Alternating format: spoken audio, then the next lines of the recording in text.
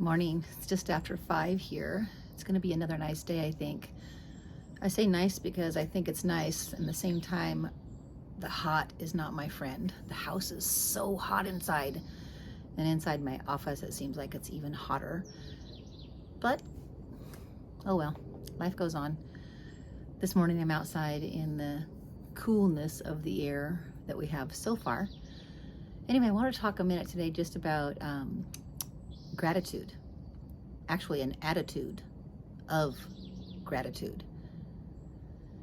I know that so many times we have the opportunity to make a choice.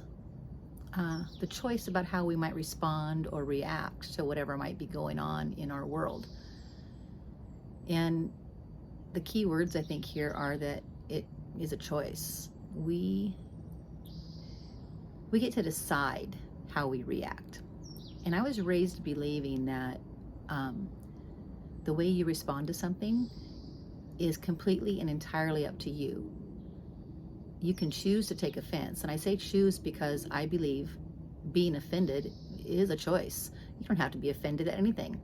In fact, I'll go so far as to say that I believe being offended is a choice in such a way that it's a sign of immaturity. If you choose to be an offended individual because somebody said or did something you don't like or believe, I think that's a sign of immaturity. That's just me. Nobody has to agree.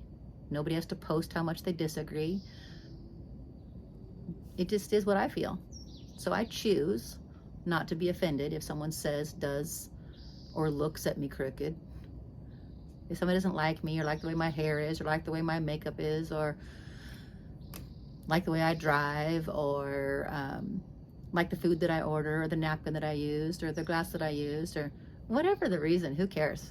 People can get offended about stupid stuff. I choose not to be offended. I also try to make it a practice to walk in gratitude. I want people to recognize me as someone who is grateful and appreciative. I am incredibly grateful. I am so incredibly appreciative. I have been offered opportunities that allow me the ability to do some excelling, especially right now. But in life in general, we all come across these things that cause us grief or cause us joy. And how will we use those things? I got lots of ugliness behind me, don't you? I mean, everybody does. And there's also good things. What do you choose to dwell on? What can you reflect on? What do you want to talk about? What are people going to remember you for when they walk away from you? Are you going to be the person who spent the entire time talking about how awful things have been in their world, their life, their day? Or are you going to be the person who they reflect upon and say, gosh, that person was so thankful, and I saw what a cruddy day they had, or I know what's happened in their life before. How will you choose to react? How will you represent yourself in this world? It's a choice. It's an absolute choice. How will people see you?